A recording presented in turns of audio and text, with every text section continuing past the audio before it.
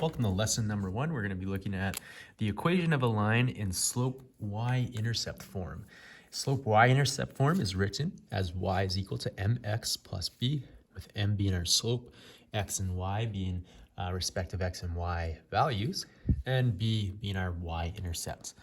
So in this unit, we're going to express the equation of our line in 3 different forms, and we're going to start with slope y-intercept form.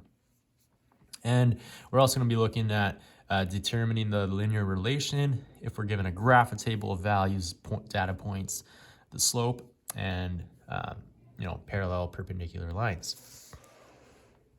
Now, if we look at this first example, this investigation of linear nonlinear relations, we're told to graph this on a graphing calculator.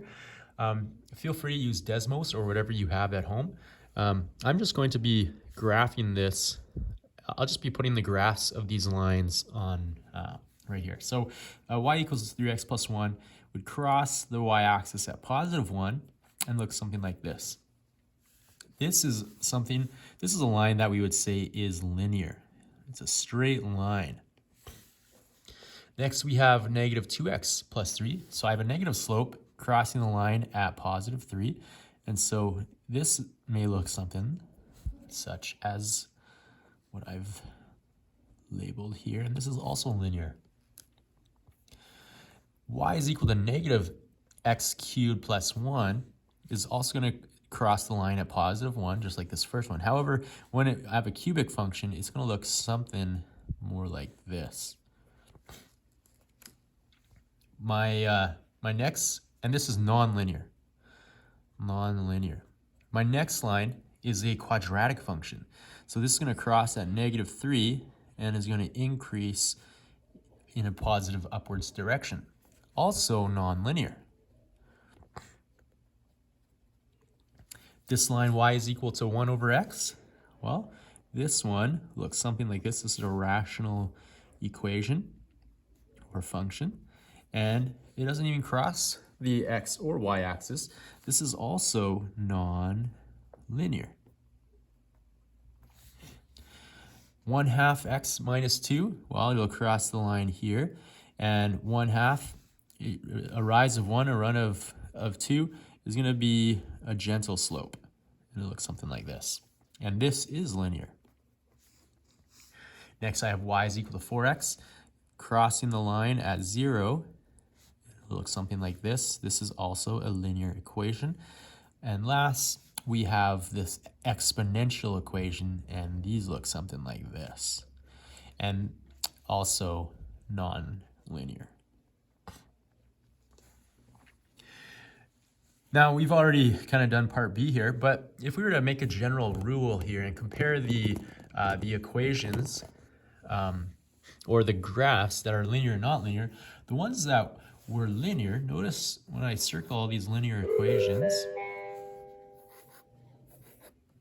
the linear equations, the thing they have in common is the degree. So degree of linear equations is equal to 1.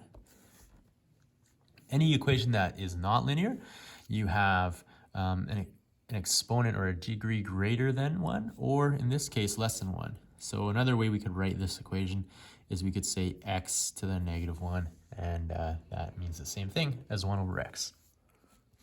So a linear equation is an equation that is in the form of y equals mx plus b, where m and b are elements of real numbers, and the graph is a straight line.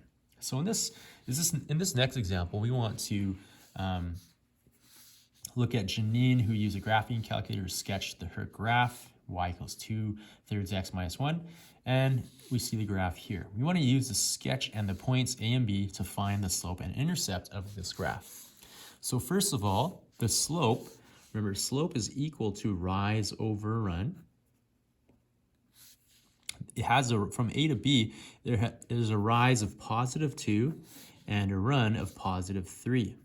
And if we look at the value of B, the value of B here, or the y-intercept, crosses my line at negative 1. So my y-intercept, and that's my y-intercept.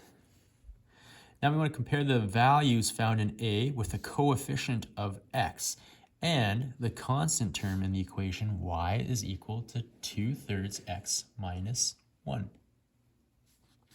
So the slope becomes, if we look at the slope here, the slope is the coefficient of x. Is the coefficient of x.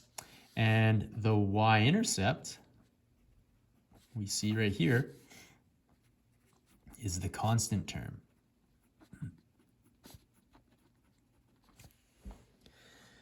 Now, if we continue on with this example, Janine sketched the graphs of two more linear equations, and we want to use, let me bring this back into focus.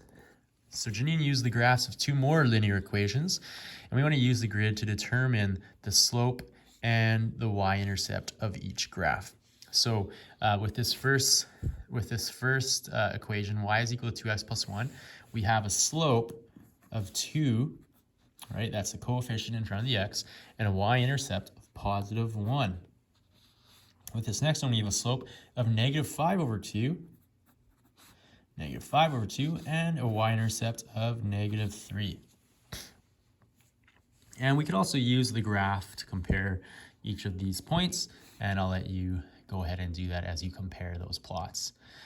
Next, we want to make a conjecture or a general rule about the slope and the y-intercept of the graph of the equation y equals mx plus b. Well, the slope is equal to m, and my y-intercept is equal to b. And there we go. That is the conjecture. In part 2 here, I have Hashib who used a graphing calculator, and he graphs the linear equation 2y is equal to 5x plus 8. And we have this graph shown on the grid. Now we want to use the sketch to determine the slope and the y-intercept of the graph 2y is equal to 5x plus 8. So first of all, comparing these 2 points, we know that if I go up 1, 2, 3, 4, 5. So my slope, or m, is equal to rise over run, and we have a rise of 5 units, and then we have a run of 1, 2 units. So the slope is 5 over 2, and the y-intercept, we look at where my y-axis here, this y-intercept crosses my y-axis at 1, 2, 3, 4. And so 4 is my y-intercept. Now explain why, in this case, the slope is not 5. Even though if we look at the equation, 2y equals 5x plus 8, we have this coefficient of 5 in front of my x value. And we also have a constant term of 8, which, if we compare to my y-intercept, is also not the y-intercept. Well, the coefficient of y is 2. See that? So the coefficient is 2. And in order to simplify, we first need to simplify the form of this equation. So where I had 2y is equal to 5x plus 8, this is not yet in the form of y is equal to mx plus b, because right now there's a 2 in front of, there's a coefficient in front of the y value. So what I need to do is divide the 2 onto this side of my equation, in which case, if I divide this side by 2, I also need to divide this side by 2. And if I do that, then I need to divide 5 by 2. And I also need to divide 8 by 2, which would leave me with 4. And now that makes sense to the slope as well as the y-intercept that we found by looking at the graph. Now, in the class example number 1, we want to determine the slope and the y-intercept of the graph of each of the linear equations listed below. And of course, take some time to review this section if you want to pause.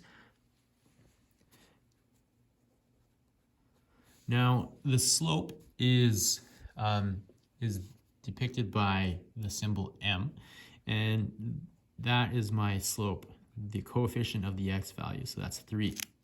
My y-intercept is denoted by b, which is equal to 2. Now for this next one, it's a little bit trickier because y is equal to 7 minus 2/3 x. This is kind of written backwards. And so my slope and my y-intercept have kind of changed places, but that doesn't matter because I take this whole value with the sign in front, and that is my slope. So negative 2/3 is the slope. And my y-intercept is going to be positive 7. And last, just like an earlier example, I need to first simplify this by dividing by 6. Divide by 6 on both sides of my expression. That'll leave y here, and 8 over 6 x plus 1 over 6. 8/6 can be simplified to 4/3 x plus 1/6. And so my slope here is equal to 4/3, and my y-intercept is equal to 1/6. Now we're going to examine graphing an equation in the form y equals mx plus b. So if we're given an equation, y equals 2x minus 5, I want to state the slope and the y-intercept. Well, it has a slope of 2 and a y-intercept, or b value, of negative 5. So the first thing we need to do is mark the y-intercept on the graph. So negative 5 was my y-intercept. There it is right there. And now I want to, and so that's done. Now I want to use the y-intercept and the slope formula rise over run to mark the next points, 3 other points on the graph. So a slope of m being 2, and if there's nothing underneath, that means that there's a run of 1. So I go up by 2, 1, 2, and run of 1. 1, 2, 1. 1, 2, 1. And I'm just going to connect my line here, and it'll look something like this. And you can verify using Desmos, but that is the correct line. And now we'll consider the equation y is equal to 2/3 x minus 6. We want to state the y-intercept. So the y-intercept is right here. It's negative 6. So negative 6. And we want to determine the x-intercept algebraically. So if my y-intercept is negative 6, then at this point I know that my, I'll graph the entire line first so we can kind of see where my x-intercept is gonna be. So if I start at negative 6 and I have a slope of 2/3, then I'm going to be going up by 2 and over by 3. So 1, 2, 1, 2, 3, 1, 2, 1, 2, 3, 1, 2, 3, 1, 2, 1, 2, 3. And right away I can see where my x-intercept is. But how do we do this algebraically? Well, if we're looking for the y-intercept, we know that x is going to be equal 0. So at this point where it crosses the y-axis, x equals 0. But if we're looking for the x-intercept right over here, then at that point, the value of y is equal to 0. So we're going to say that y is equal to 0. And now we're going to plug this 0 into our expression. So 0 is equal to 2/3 x minus 6. And now I just solve for x. And so I'm going to bring the 6 the other side. So add 6. Positive 6 over here is equal to 2/3 x. And I need to get this x by itself, so I'm going to get rid of this 3 here. I'm going to multiply both sides by 3. When I do that, I get 18 is equal to 2x. And finally, I need to divide by 2, and I get a value of x, which is equal to 9. And if we look at the value of x here, that is indeed equal to 9. And we just want to mark the x and y intercepts on the graph. So we already did that, and now we're going to join our line.